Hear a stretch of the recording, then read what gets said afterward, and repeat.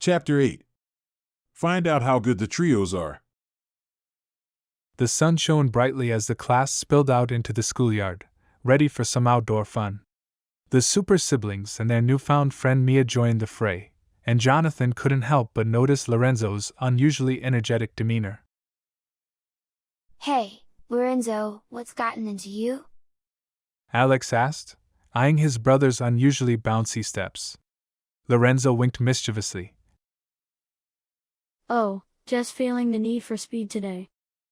The trio decided to engage in a friendly race, and Lorenzo confidently stepped forward. I bet I can run a mile faster than anyone here, he declared. The class erupted in laughter. Johnathan couldn't resist adding, faster than Mia's stories? That's a bold claim. Ignoring the banter, Lorenzo crouched into a sprinter's position, ready to prove his point. The teacher blew the whistle, and off they went.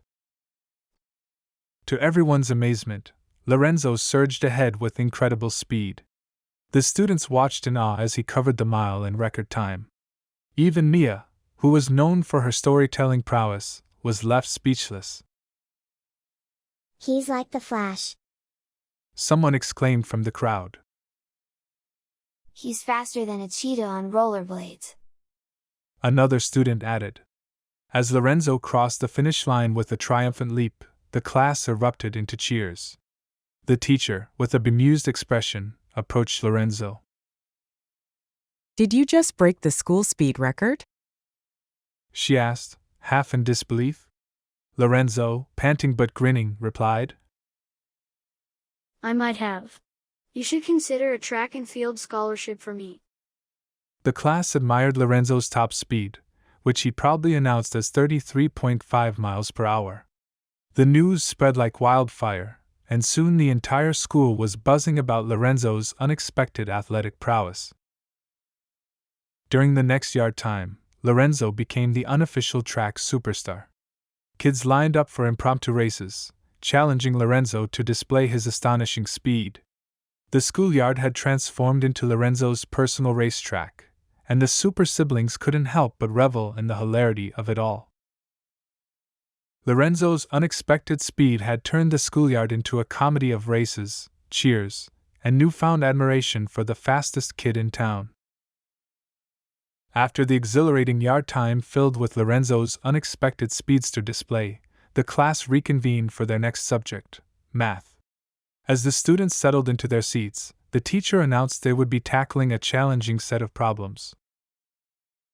Johnathan, Lorenzo, and Mia exchanged playful glances, knowing that this was the domain where Alex truly shone, his Mr. Know-Everything mode. The teacher handed out the math worksheets, and the students dived into their assignments. However, the atmosphere changed as Alex effortlessly breezed through the problems. Pages flipped, pencils scribbled, and in the blink of an eye, Alex had completed the entire worksheet. Johnathan, feigning shock, exclaimed, Alex, are you sure you didn't use a magic wand or something? Lorenzo chimed in.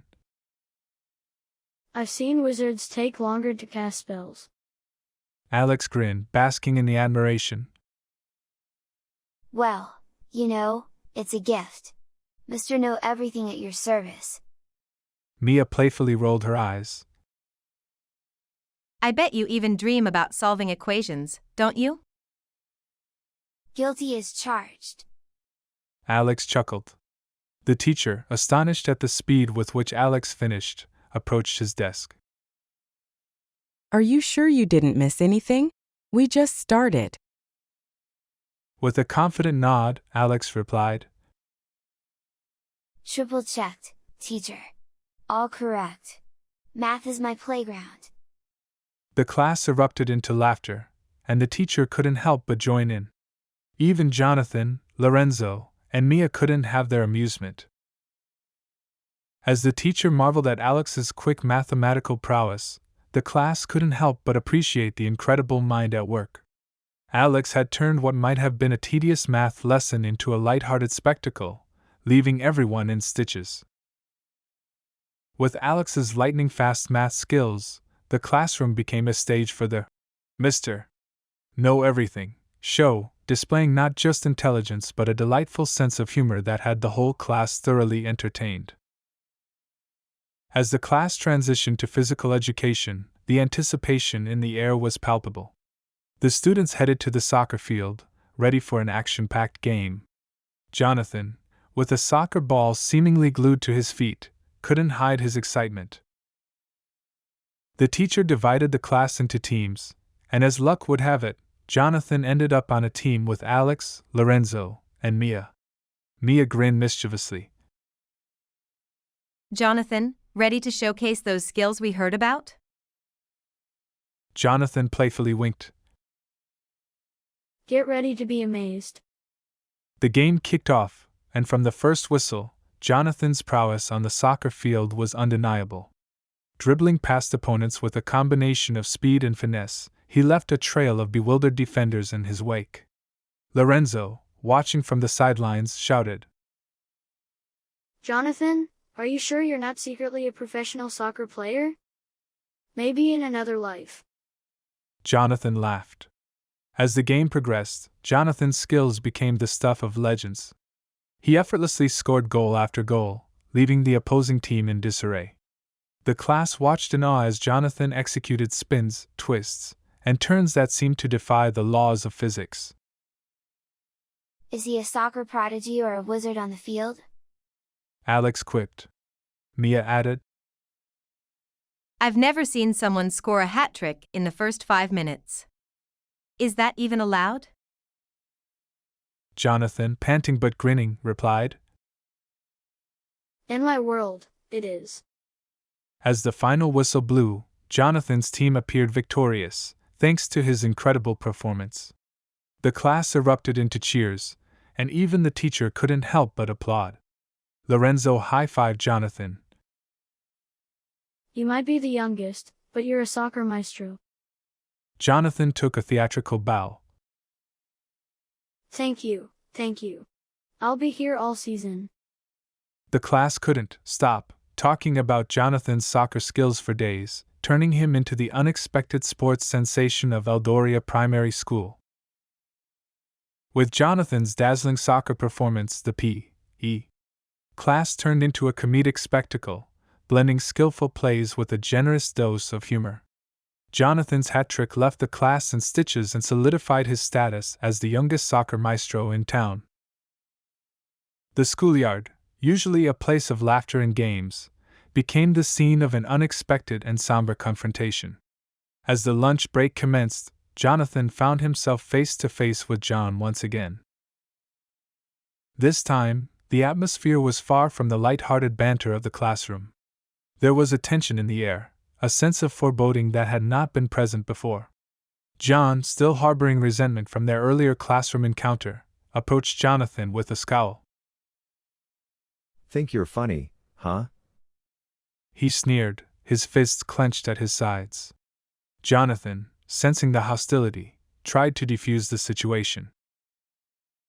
Look, John, what happened in class was just a bit of fun. Let's not make a big deal out of it.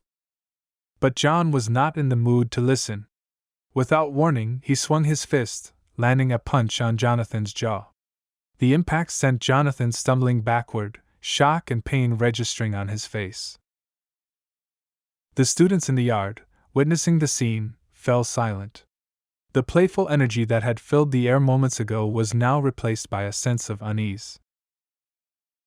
John, not satisfied with just a punch, followed up with a kick that caught Johnathan in the stomach. Johnathan doubled over, gasping for breath, the pain evident in his expression.